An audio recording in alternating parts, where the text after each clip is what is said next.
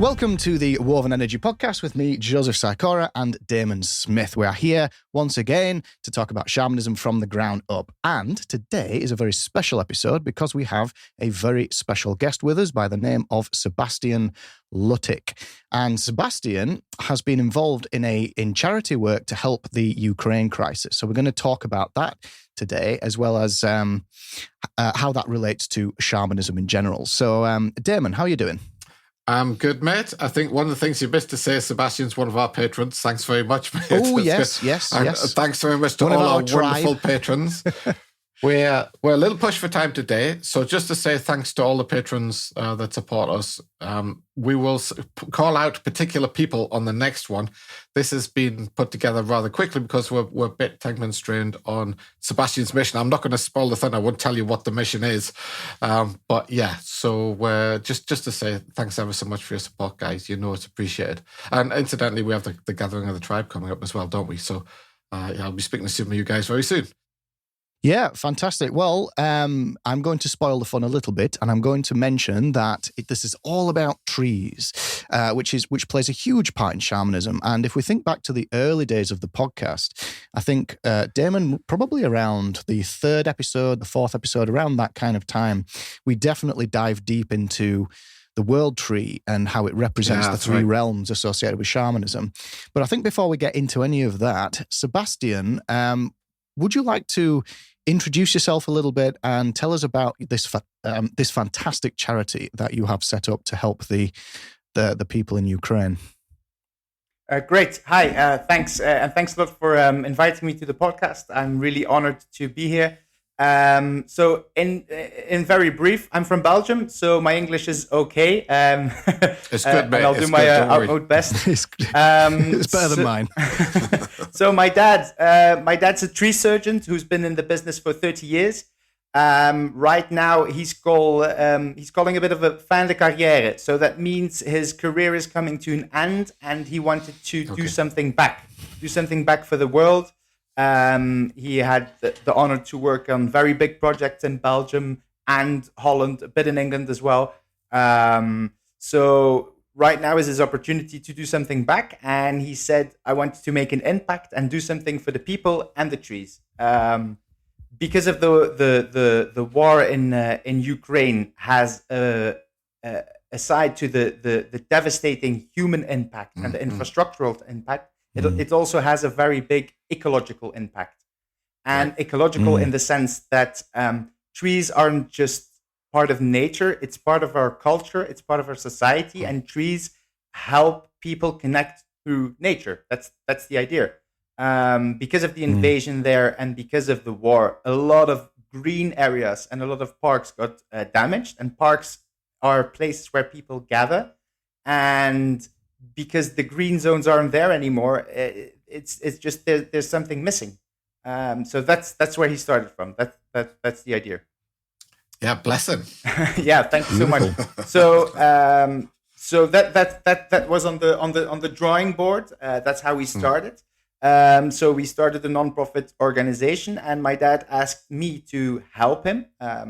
My profession is I work with people, I work with well-being, and I help people achieve their personal well-being. That's what I do. I work with kids, I work with youth, I work with groups of people. So we think that people, well-being, and trees are a nice combination. Sure. Therefore, my dad asked me, "Do you want to join in?" And yeah, he's my dad, so of course. So we made it a bit more tangible. Yeah. Is that correct to say tangible? Yeah, tangible. We made it a bit more tangible, and we looked up where in Ukraine could people use some positivity, and could people use some hope and some healing in a way that we make an impact, which is good for all. So everybody remembers the story of Bucha about a year ago, where the Russians committed war crimes and executed people, and they were all lying in the street, which was a horrible sight. So the idea rose, and we have a very good connection with the people in Bucha and the local government there. The idea is that we will plant trees in Bucha on the places where the people were lying in the street. Oh, wow. That's fantastic, mate. So the idea is when people now will look in the street of Bucha, they will see trees and blossoms and not blood and remember the devastation. But as you said before, Damon, they see the tree and you see the future. So that's what we want to do in very brief in very brief terms. The tie that you mentioned between trees and well-being, don't I know that, right? You know, when I'm not a big fan of big cities, so when I go into London, you'll usually find me hugging a tree somewhere if I can find a tree in a park or something. They lift me up, you know. And I think it is true, you know, that tie to the future for trees. I mean, the fact that you're doing this is amazing, and you will be lifting people's spirits right now, but it's also shown it's called Trees for Hope, but it's shown a determination that the future is going to come, right? These trees are going to last far longer than anybody who's alive now. I was telling you off recording that where I live, there's a little hamlet. There's a tree called the Darley Oak, which is over 1,000 years old. And when I was reading about Trees of Hope, I was thinking about my life, my tiny little lifespan, in relation to that 1,000 years that tree is going to be around. And some of these trees that you're planting, right, they're going to be there hundreds and hundreds of years from now. And you're also sending a message that this place, this location, is up north of Kyiv, right? That sort of band north of Kyiv, that was hit in a bad way early on in the conflict. You're sending a message that this place has a future, right? I just thought, what a brilliant idea. What an absolutely brilliant idea. Right. It's also a way of saying we will not be beaten. We will not cow down. You know, this is a symbol of the future, isn't it? Yeah. Yeah, for sure. Good times. Yeah, for sure. And with what we're doing, we're not picking a side. We are just bringing a new story. It's like an impact that can help anybody. So we're not picking sides. We're not. Our attention is not on the conflict. Our attention is on the future. And by buying local trees there, so of course we have good connections here in Belgium where we can buy our trees at a very cheap price. We chose not to, and we're buying our trees in Ukraine to support the local community. So it's local species that you're planting, right? Yes, it's native species that you're planting. Yeah, that's fantastic. Yeah, fantastic. Yeah. Thank you so much. So this idea came from your dad. Paul is your dad's name, right? Yeah, Paul Luttik. So how long has he been thinking about it? This story actually started 1 year ago when my dad always works with young guys who just come from school or people who are in between jobs. My dad really loves to attract new people for his business because we need young men, big, strong young men to do the job. As a tree surgeon and big projects as my dad does. We need people who are able to work. So we had this guy in last year, a brilliant young man who works with bees. I don't know, how do you call it in English? Like a beekeeper? Oh, beekeepers. Yeah. And off bee season, he was involved in documenting the conflict between Russia and Ukraine, which went on for a long time. I think 4 or 5 years before the war really started. A long story short, last year when the war broke out, he was talking to my dad. Look, the war is starting. I'm going to Ukraine and save some people I know, because it's going to be horrible. And my dad said, do you know what? I'll come with you. So they jumped into a car. My dad and 2 colleagues jumped into a car. They drove to Ukraine and they saved 13 people just as the war started. So the people came back, and with my dad, they live with a friend of ours he has a big house and an annex to it. So we support them with a roof over their head. The people are going to school here. The kids are. So there was this urge to do something because it was needed to do something. So my dad jumped in the car, and that's where the story started actually. And I think it's maybe an impulsive act, and it was very necessary to do so. So that's where the idea came from. Does it answer your question? Yeah, for sure. I mean, I'm just reading. This is a straight quote off the Trees of Hope website. Simply put, a common sentiment of every human being is that a tree in itself represents the past and the future. while the experience is in the present. That is so true. The experience of the present is pretty horrific for those guys, but they're going to have children. Their children are going to have children. Their children are going to have children. And what a way to make something fantastic out of something dreadful. You know, once you've finished sorting out Ukraine, which may take a little while, but once you've done that, come and sort out some of the cities in the UK, like Birmingham, London. Well, it's funny you say, because we started this project and it started off very small. In Belgium now we're getting some traction. There's some media attention for our project, and people great. Are really like, it's that's nice good. What these guys are doing, which is lovely. And the story doesn't stop. We are now going to Bucha and Irpin. In Irpin, we're going to plant a grove, that's the correct word, right? Correct, yep. A grove of fruit trees on a school with the local kids. And we want to take this project further because there's a lot of places in the world where the ecological the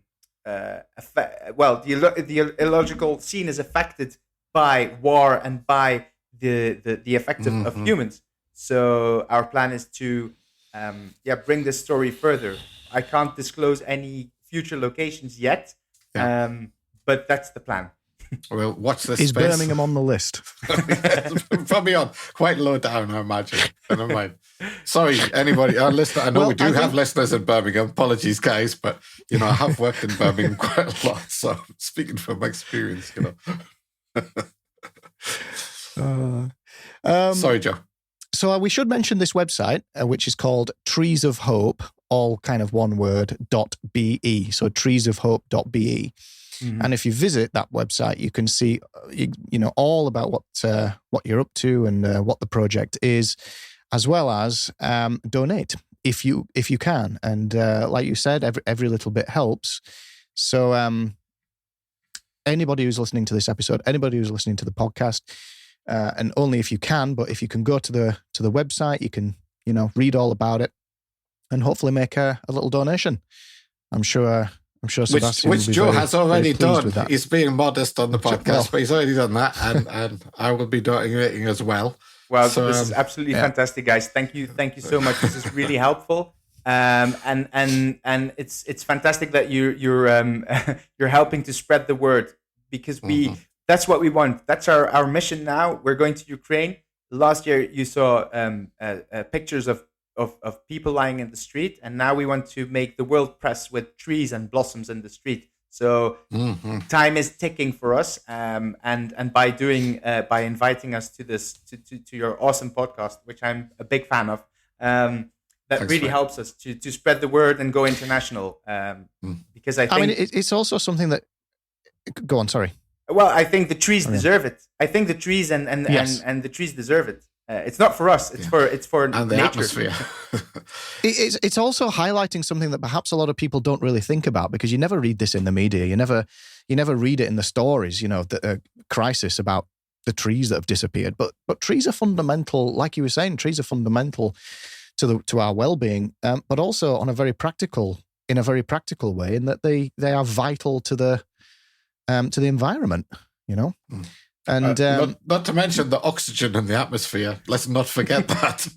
That's in a way, wherever you plant them, you're helping all of us in a way. Definitely. Taking that carbon out of the atmosphere is kind of important these days. So, treesofhope.be, guys, go and check it out. See what you think. And if you can, make a small donation or a large donation if you can. That would be greatly received, I'm sure. Shall we talk about trees in general and how it relates to shamanism? Well, I had talked about this in the past a few times. Another question for Sebastian. I mean, one of the things, trees have been a big part of my experience in life in general. I spend an awful lot time in among them.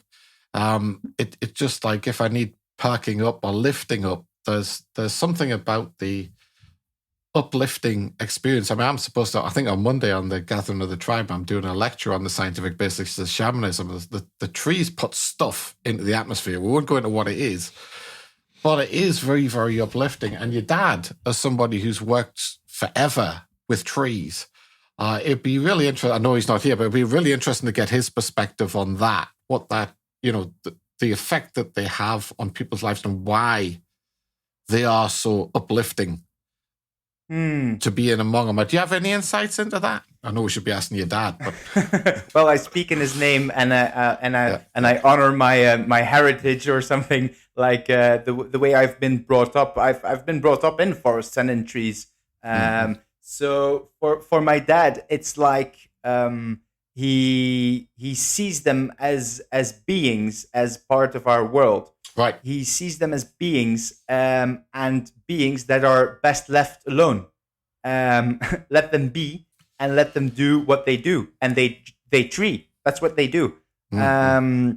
So in his line of work, he's basically I've heard this thing all my life when he was talking to his customer, and he made a decision that the customer wasn't really happy with how things are put. My dad always said, "I'm very sorry, but you're not my customer. Your tree is my customer." So and please see this in a very professional way, as you mentioned on the podcast before. Like the way we look at shamanism is sometimes in a perspective where people really don't know what's going on. Within trees, it's the same. It's fantastic when people say, "Oh, I really like to be among trees, and I really like their energy." It's fantastic, and they're biological beings. Yes, they contain an energy, as rocks contain energy, as matter contains energy. Yes, it does, and the imagination trap is never far away. So it's important to place that in a right perspective. And from a professional point of view, they are part of our ecosystem, and they are connected through the mycelium, through the soil. They literally have their roots out into our world, right? The world that we live in. They extend that. And I think they're a great symbol of that, a great symbol of the Nechdel, the breaking down of the barriers between one thing and another thing. They do that in two ways. I mean, one is they're deeply involved with the air that we breathe. They're deeply involved with the above ground stuff. I mean, for instance, the Darley Oak, which is literally just outside my house, has hundreds of different species of animals, insects, bugs, fungi, all sorts of living in it. Like, so it's a whole world to those species. But they also extend so far into the past and present that they get away from that focus. They draw you away from that focus on the here and now and into that longer time span. And I think you can pick that up from them. And when you say they're beings, absolutely right. I remember a conversation I had with Joe a long time ago on the podcast. I think we were talking about were monkey shamans and were wolf shamans, So what about tree shamans? Yes. Episode 13. What about 12 or 13? Tree shamans, The doggy shaman. You want a shaman with some experience, right? So, the Darley Oak, there's a shaman with some experience. Well, and sorry, Sebastian, go on. Well, Damon, that kind of clicks in my head when you say it. This is a very interesting thing on perspective and point of view. The way you see the world from the ground looking at a tree is completely different than when you're in a tree, up in a tree, and looking at the world around you. And that is just the start of I think, what you mean. And it really brings another perspective. It's a very intense sensation to be in and among them, and definitely in the ones that you're talking about. You get a different perspective, right? Yeah, definitely. Yeah, and again, it's that thing with, we talk about the miasma a lot. There's a lot of this, we talk about it all the time on the Heretics podcast, right? But there's a lot of, and you can see it in the Ukraine conflict, right? Can you ever see it? One of the things that I've always hated is anybody who thinks that what they believe or what they want is important enough to harm other people. There is something deeply wrong something deeply, deeply wrong in that. And it's about priorities, isn't it? I mean, what you believe in and what you think is important and what you think is right and all that kind of stuff is one thing, and it has a certain level of importance. But not harming somebody is way higher in the importance hierarchy, way, way higher than anything like that. And so those sort of aspects of our human existence the tree shows that in two ways. One is they have this incredible longevity, and they take a broader perspective. Miki, the great shamaness, she was talking about. She says ordinary people, mundane people, they look at things just with the here and now, but shamans, she was suggesting, it's difficult, should really be looking at the world from its beginning all the way into the far, far future. And the closest thing, the oldest, longest lived thing that we have on this planet are the trees. And some of them are over 2,000 years old, aren't they? The bristlecone pines and stuff like that. Some are over 2,000 years old, even more.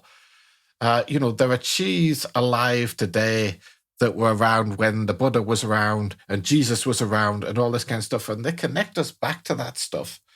But they're also, what you guys are doing, is planting the young trees, which is exactly why we picked the sapling world tree, that symbol, when we first started off Woven Energy. That's exactly why. Because planting new trees is that renewal cycle. It's a symbol of that cycle of renewal in nature. And if you plant a tree, you're doing something potentially, as far as we're concerned, forever, right? Children, great-grandchildren, great-great-grandchildren. And what a way to interact with the world in a shamanistic way, to plant a tree. We should have said this on some podcast. You want to behave like a shaman, get out and plant some trees. Yeah. Yeah, plant them properly, please. There's a way to plant a tree, so do it in a proper manner. we need to do a podcast on that at some point in time as well, how to plant a tree. I'm sure it's quite a lot. Yeah.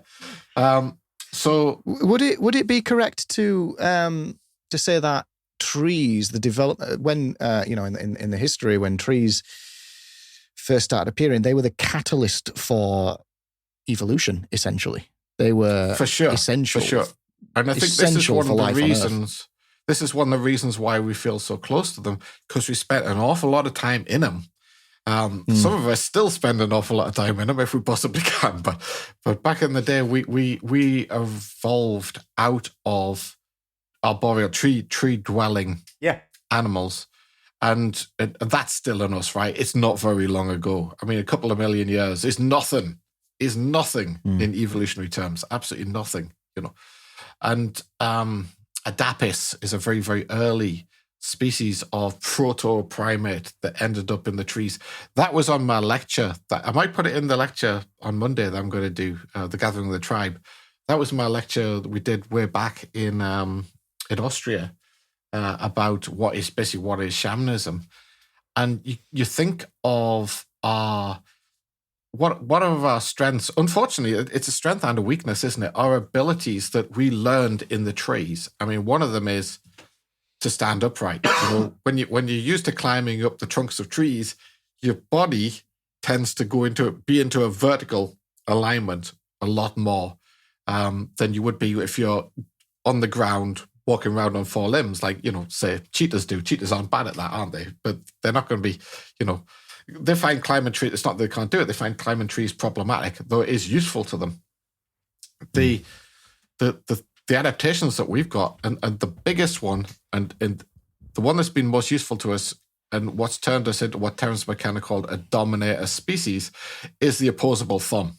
Is the thumb being able to hit the ends of each opposite finger. So obviously, so we can hang on to branches, right? That's it, with one hand even, And but what else can you do with an opposable thumb? This is the problem. This is where all the problems start arising. You can shoot a gun. Start manipulating things. You can make tools, right? You can make a little stick. You can sharpen it. You can use it to get the bugs out, as chimpanzees do, get the bugs out from behind the bark of trees.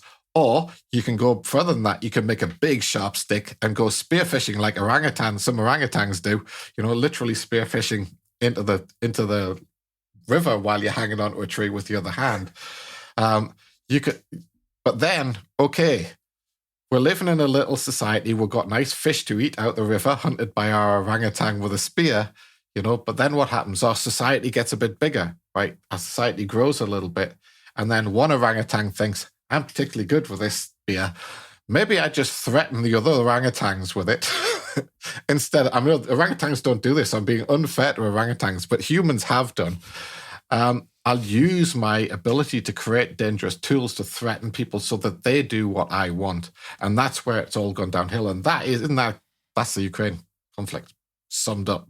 You're not doing what I want you to do. Here's the threat from the tools, tanks, bombs, guns, missiles that we've created, and we're going to threaten you with our opposable thumbs, Aren't human beings a weird species? Absolutely weird. I don't know of any other species that does as much damage to itself as the human species has done.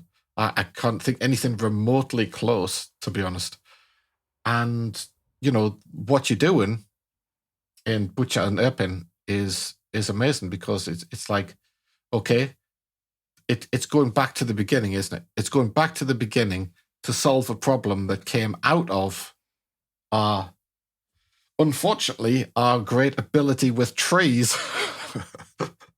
millions of years ago, which we've lost, right? We've lost a lot of it. I mean, you can still climb, but, see an orangutan going up in a tree and try and copy that.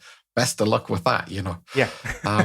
So that's and it is the great cycle of life, and trees are the great ambassadors and symbols of the cycle of life.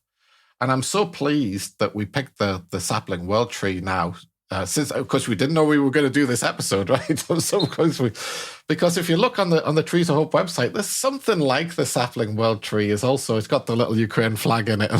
It's not exactly the same, but it's something like it, which I thought was fantastic. Is putting down roots and extending out into the environment. But here we are that kind of a species. We are a species entirely created by trees. So in terms of the question I asked you about, why do human beings feel good around trees? I think it's another reason why we like swimming.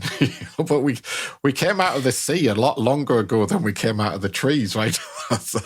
We've got to a stage where we don't even really think about it these days anymore. It's like it just becomes something that people feel rather than logically acknowledge. I know that when I take a walk, number one, I take walks to clear my head, but I always feel better when I walk through the woods. It's just fortunately we've got woods just by the house, go for a walk in there, hour, something like that. I always come home feeling a lot better. Well, me and you, we used to go and train in the forest, didn't we, Joe? Yeah, we did. That's where you got some of your initial shamanic lake, training. didn't we? That's right. By the water or in the trees. Yeah, absolutely. But no accident there. I think a lot of people in modern society may feel it, but not necessarily understand why, or and they don't actively seek it out. But when they get it, and when they do spend time amongst the trees and in the woods and in the forests, you just generally feel better. Mm-hmm.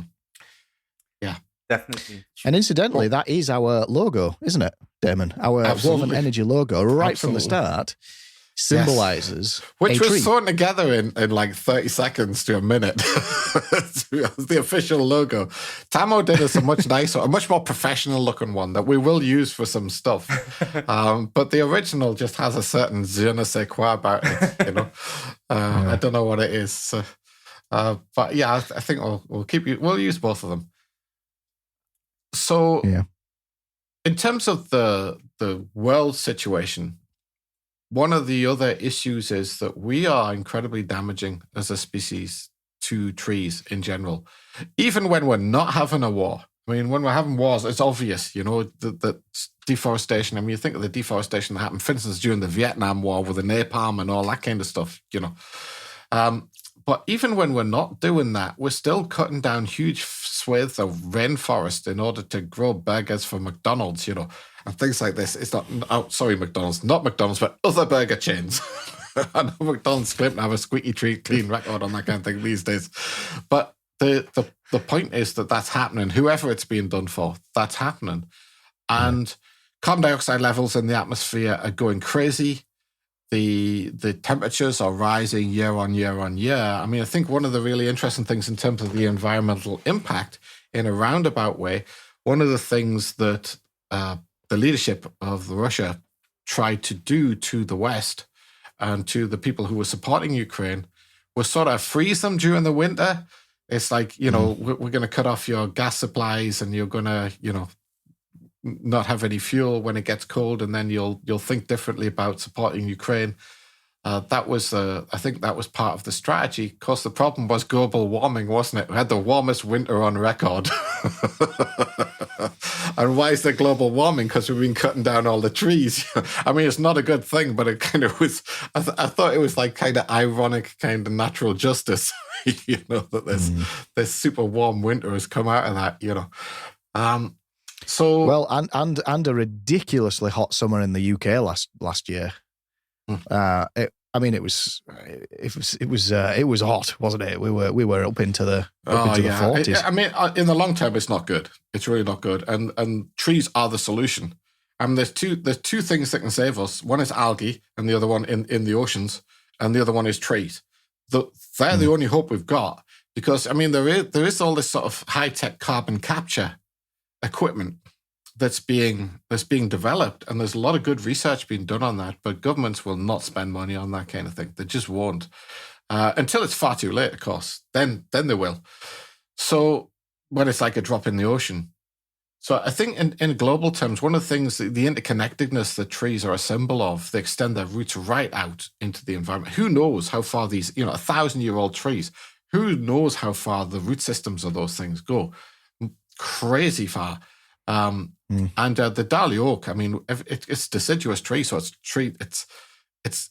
leaves fall off every year. Basically, it's an oak tree; its leaves fall off every year, and it looks like it's a long dead tree, right? It looks like it's it's had its time, and now every year they drop off, and we're thinking, is it coming? Next year, it's glorious with all its leaves all over the place. Just beautiful, beautiful tree. I'll post a picture of it somewhere, Patrons area or something. What a beautiful tree it is, and the interconnectedness that they symbolize is that interconnectedness within nature that shams have always been trying to turn people's heads towards. The atmosphere in Ukraine, we found this during the Chernobyl disaster, didn't we? The atmosphere in the Ukraine is not disconnected from the atmosphere in other countries, including Russia, right? The point is that when we do things that are bad to the atmosphere, that just spreads around the planet. It goes all over the place. There's no these crazy political barriers that people put up and say, oh, this is the edge of this country, and I'm going to, I want my country wants to be further this way, kind of thing. It's completely in it's in your head, right? Any senior Russian leadership listening, it's in your head, guys. It's all in your head. The point is that we're all interconnected. We're all depending upon each other, and planting trees. I mean, goodness me, I can't think of the reason. When I first heard about it from Sebastian, I thought, is there anything more important? You're going to take a long-term view, not a short-term view of human beings. Is there anything more important we should be doing than that on this planet? Given that, have you seen Venus lately? It doesn't look that fantastic. I'm not going on a holiday there, Is there anything more important for us to be doing? I can't think of anything. It's probably going to get more and more important, especially as the world economy sways towards inevitable collapse and everybody ends up poorer. And then, of course, you rely on energy more and more. So trees really are our only hope. So my wife and I have been planting trees in our garden, and we will continue to do so. Brilliant. We'll definitely get some advice off Sebastian and his dad at some point in time, because we've had mixed success with our tree planting. Okay. I do have a lovely pear tree that went pretty well, but I'll not tell you about the not so good tree plantings that we've done. But we love doing that, and we'll definitely plant more. We got some space for them. Cool. So cool, and that's the idea. That's the idea. It's to inspire people to do something. And as you sketched before, yes, there's a lot of things going on, and yes, you could say at some point, yeah, the world's a bit on fire, and we have global warming, and there's wars, and there's people who are suffering. Absolutely, and by doing a small gesture, we make a difference. And if everybody does something, then we can really. My dad calls it the butterfly effect, and that's what he wants to do. He by doing this, by going into the war zone, because the country is still at war. We're quite safe, and at the same time, there is always a risk. So exactly.